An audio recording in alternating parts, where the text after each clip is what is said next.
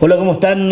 Buenas tardes, buenos días. Cualquier momento del día es propicio para estos podcasts en que vamos llevando a ustedes distintos contenidos que damos vuelta por la sociedad, por la historia, por lo que está pasando no solamente en Aysén, sino que en el resto del país también. Y en la historia de las artes marciales en Chile, una cosa que va allá por los 70, incipiente, después una historia de Bruce Lee y de un sinfín de cosas que fueron marcando la generación de muchos jóvenes, adentrándose un poquito en lo que eran las artes marciales. Fueron llegando distintos exponentes al país. Yo me imagino en esa época próspera para el karate y para las artes marciales en general, no solamente en el uso de armas. Era toda una historia para la gente que iba al cine en esa época. Y por eso no se me cayó el carnet, al revés. Lo digo con mucho orgullo, además. Y dentro de esos exponentes aparece de pronto el año 69, me estaba diciendo la historia, y tal vez después lo vamos a ratificar ahora, la Kenshinkan. Escuela 69. 69.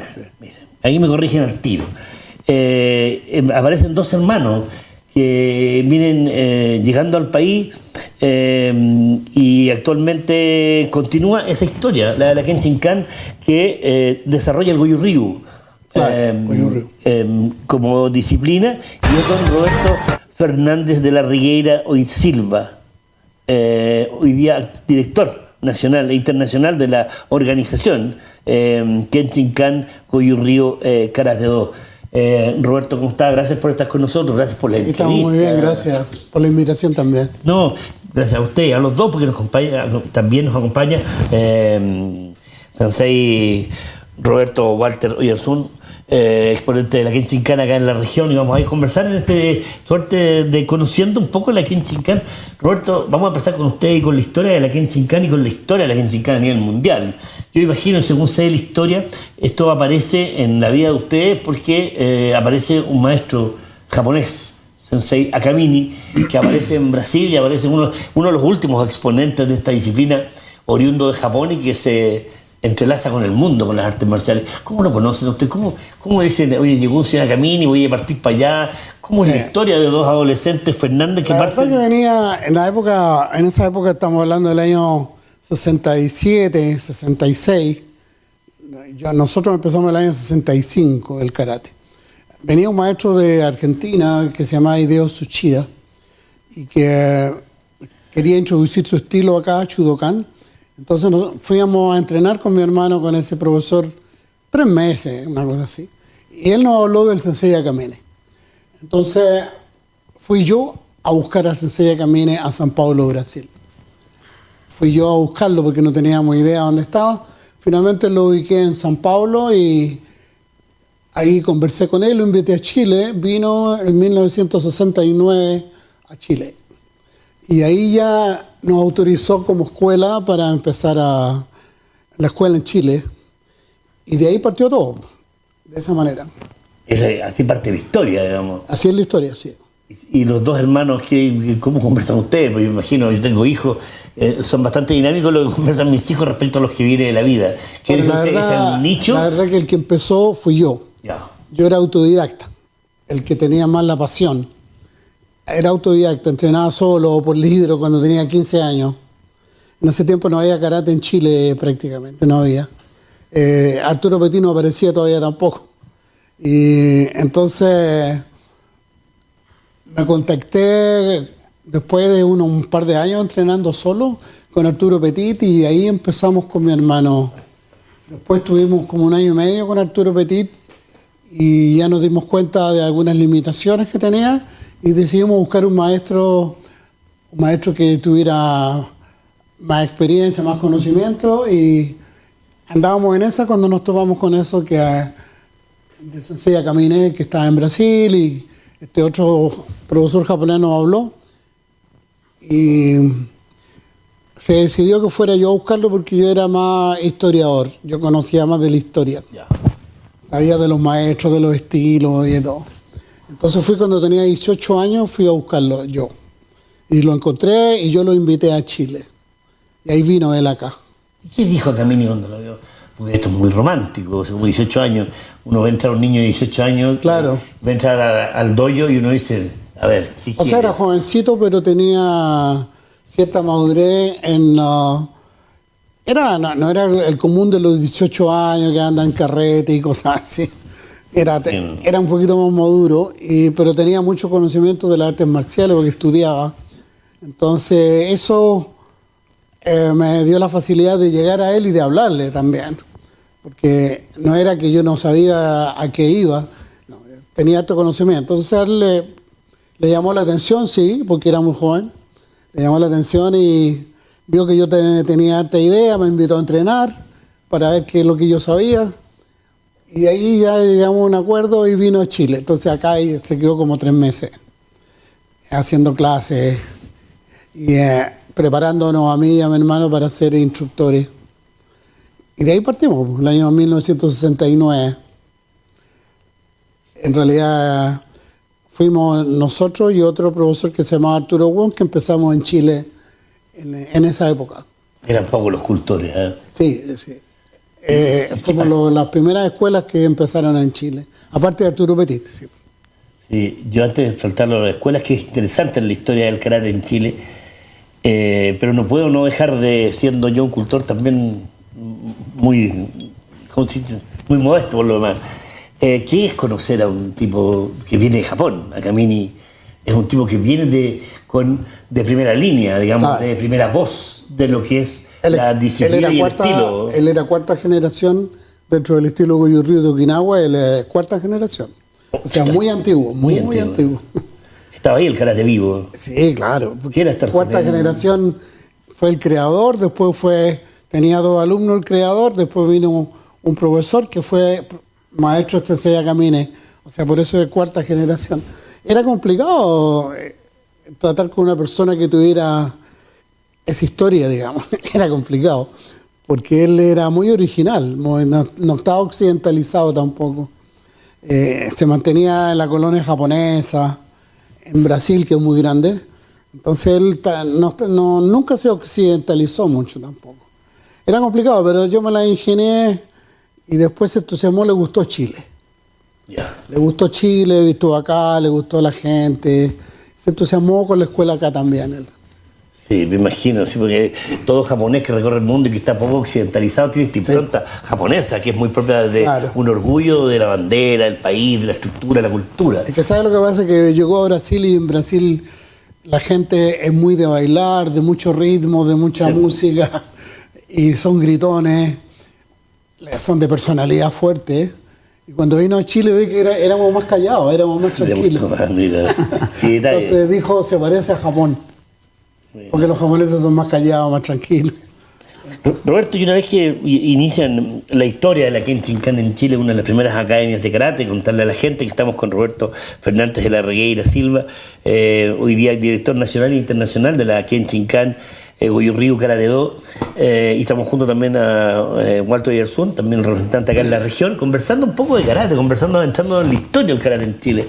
¿Qué pasa cuando se instala la primera academia? Porque debe ser difícil, esto es como instalar, no sé, una academia sushi acá en Coyhai, que no sé si van a haber cultores que quieran practicar una cosa tan exótica, digamos. Que en realidad estaba como Arturo Petit solamente como escuela, surgieron 3 escuelas, se puede decir. Entonces había muchos alumnos, mucha gente interesada. Porque eran 3 escuelas para Chile, era muy poco. Entonces las escuelas eran grandes, tenían 300 alumnos, 400 alumnos, los dojos. Y nosotros también. Entonces tuvimos unos 10 años así.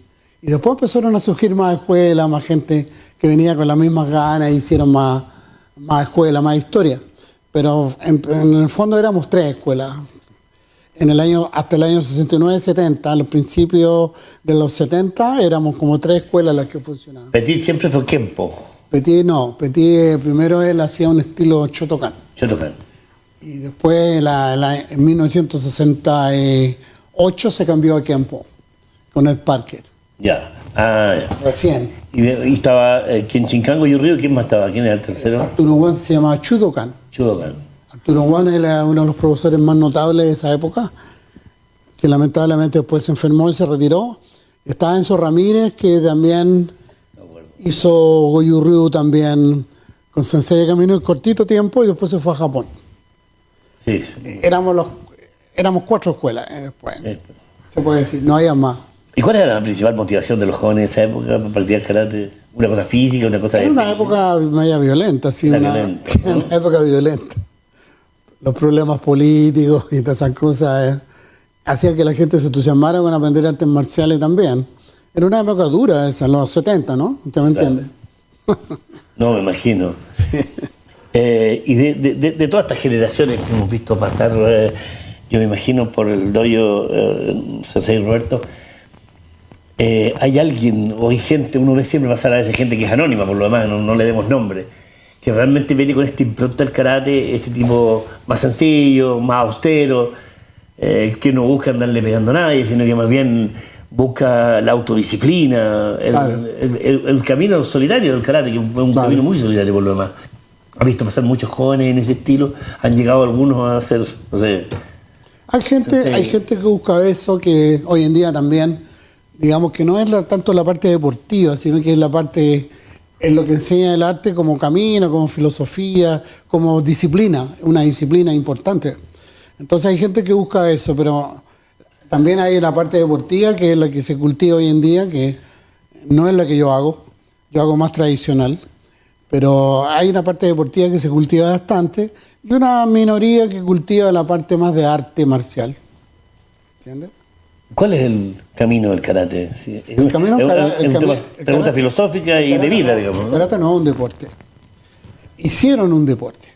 Entonces le pusieron reglas, le pusieron toda una serie de limitaciones. Hicieron un deporte, como hicieron el judo también, que el judo venía del jiu-jitsu antiguo. Entonces, para que se internacionalizara, crearon un deporte, pero eso no es verdadero karate, porque está limitado, porque hacen algunas cosas solamente, de acuerdo a los reglamentos que tienen. Entonces, es distinto. Cuando se enseña como arte marcial, es muy diferente. Está la técnica, la tradición, están los katas antiguos, está el espíritu. Como decía mi maestro Camine, decía el karate es para la salud y para el buen vivir. Él enseñaba así, no enseñaba lo deportivo él. Entonces, bueno, eso también fue lo que a mí me gustó desde el principio. También alguna etapa en mi vida hice karate deportivo, entrenaba gente también, pero no era lo que me gustaba, al final no lo hice más hace mucho tiempo. Entonces, pero están las dos partes, el deporte y el arte marcial. Entonces, ahí la gente elige. Sí, como tradición de vida, en el karate está el espíritu, ¿no? En el karate En es el sencillo, karate, en el dojo en el karate está el en la espíritu. insistencia. Eso. Porque es una disciplina de por vida. O sea, cuando uno comienza, uno lo cultiva a través de la vida y le hace bien a las personas porque se ponen disciplinados, más preocupados de la salud, por ejemplo. Y hay muchas tentaciones que nos hacen bien hoy en día y siempre. Entonces el karate como que disciplina a la gente y le da una meta, un objetivo. Después llegan a su hijo, llegan a sus nietos, eso me pasa a mí también. Que la gente me lleva a su hijo, a sus nietos y así. Entonces, una cosa que va avanzando siempre, siempre avanza. Y yo tengo la sensación, y quería preguntárselo, en este karate que hoy día y en las artes marciales en general en Chile, hoy día se ha ido, claro, hay una tendencia a llevarlo todo a lo deportivo, a la competencia, a ponerle reglas y llevarlo ojalá a las Olimpiadas, a los Juegos Panamericanos, a las competencias nacionales, puntuar y eso. No es que haya desvirtuado el karate, pero ¿cuánto va quedando de lo tradicional del Ahora, voy a karate? explicar algo. En la parte deportiva participa un núcleo de gente nada más. Porque es como todos los deportes de alto rendimiento, no todo el mundo está interesado en eso. Entonces la gente que practica, que se dedica a lo deportivo, es un núcleo, no es un porcentaje importante. La mayor parte de la gente practica como arte marcial, como por todas las virtudes que tiene, pero los que compiten son poquitos. Es un núcleo. Nene chiquito. Un núcleo, como lo vimos los panamericanos. ¿Cierto? Siempre hay una selección, un núcleo que se dedica, pero el resto no participa. Van quedando karate tradicional, van quedando grandes academias acá en Chile. ¿Cómo? Van quedando grandes academias. Sí, hay su muchas. momento. Hay una cantidad enorme, hay algunas más antiguas, otras nuevas, todas con sus méritos, digamos, pero hay harta. Hay harta. Llegó Kung Fu, llegaron otras disciplinas. Llegó taekwondo, llegó el taekwondo de los coreanos, llegó el kung fu, Ahora se hace MMA también, que es de contacto. También está famoso en el mundo eso de las peleas con contacto. Total. Violento, digamos. Hay de todo, porque hoy en día está muy difundido. Ahora está lleno de escuelas en todas partes. Y de muchas disciplinas. Bien. Sí, Roberto, en lo que es Kenshinkan a nivel nacional, ya hay todavía manqueando academia, manqueando por lo menos Coyhai, qué sé yo, Punta Arenas. Hay varias. Hay varias que están quedando. Hay varias. Creo que hay una impronta, una tradición, digamos, de lo que es el mensaje de la Kenshinkan, ¿no? Digamos, hay en casi todas las provincias. Sí. Y fuera de Chile también. Pero en Chile sí hay varias, que en Chincana hay muchas. ¿A quién lo aduce? ¿Hay una tradición ahí? No, porque fue una labor que no ha parado, o sea, se ha seguido haciendo, ha seguido avanzando, han surgido personas más jóvenes, nuevas, que siguen la tradición. Yo mismo tengo gente que ya he preparado para sucederme a mí, tengo 2 o 3 que ya los he preparado. El día que yo parta quedan ellos, entonces uno se va preocupando de eso, ¿entiendes? ¿Usted se ha preocupado? ¿Cómo? Usted ya se ha preocupado de Pero eso. lógico, yo tengo 73, voy a cumplir 74. Entonces me tengo que pensarlo. Para dejar un buen legado aquí en Kenshinkan. Sí, porque no a última hora, digamos, hay muchos maestros que les ha dado un infarto cuando están haciendo en el counter, en el aeropuerto, para viajar al suelo, muerto. Hay muchos muertos de infarto. Entonces no han dejado nada estipulado, no han dejado a nadie como sucesores. Entonces uno piensa en eso, en lo que ha visto, yo me preocupé con escritura y con todo, dejar a la gente preparada. Ah, sí. Mire. Ahora anda de visita acá en Coyhaique, en Aysén. Estamos quiero sumar a la conversación en los últimos minutos a Marta Yarzún, que es el representante de la Kenshinkan Goju-Ryu Karate-Do, acá en la región de Aysén. Esta también es una de las más lejanas junto con Punta Arenas, Sensei Roberto, ¿no? ¿Sí? Con Punta Arenas, ¿no? Sí, Coyhaique, son casi hermanos. Todavía está Muñoz, ¿no? Sensei Roberto, ¿cómo está Walter? Le digo yo. ¿Cómo está usted? ¿Todo bien? Bien, todo bien. Bueno. Es importante la venida de Sensei Roberto acá a la región, como mensaje no solamente para los alumnos, me imagino a la comunidad también. Está bastante entusiasmado la conversación. Sí, estamos bien contentos. Nosotros estamos de aniversario como dojo, cumplimos 29 años. Y una de las visitas que nos engalana esta vez traer a Sensei Roberto. Vamos a tener una actividad en Puerto Aysén de graduaciones mañana, tanto el dojo de Puerto Aysén, de Cisne y de Coyhaique. Van a hacer una presentación y la graduación dirigida por nuestro sensei Roberto Fernández. Hoy día también tenemos un seminario que dirige el sensei Roberto en Aysén. Y bueno, estamos muy contentos con la venida de nuestro sensei. Me imagino, además de engalanar, digamos, la graduación de los alumnos de distintos niveles, este mensaje también se reafirma a la comunidad puertorriqueña de Coyhaique con respecto al Goju-Ryu, al karate, al Kenshinkan como escuela, como legado además, ¿no? Siempre le abro la invitación a la gente. Nosotros estamos ubicados en el gimnasio Actívate los martes y jueves aquí en Coyhaique. Allá en Aysén estamos en pleno centro, en Sargento Aldea, y en Cisne está un instructor alumno mío que está trabajando con la comunidad y ligado a la municipalidad de Puerto Cisne. Sí. Entonces, este tipo de actividad ya lo estamos haciendo hace 29 años, así como 3 o 4 años atrás vino, que para descanse, nuestro sensei Raúl, que es hermano, vino para acá también, y esto es como un organigrama. Hoy día nos queda sensei Roberto, es parte de nosotros, es parte de nuestra historia, y lo traemos acá. Y lo vamos a cuidar harto, y la idea es que se lleve una buena impresión del trabajo que nosotros estamos realizando acá. Qué bueno. Quiero agradecerle a ambos, no es mucho el tiempo que tenemos de esta pequeña entrevista, dejar un registro no solamente la venida suya, Sensei Roberto, a la región, sino que hicimos lo mismo cuando vino Raúl.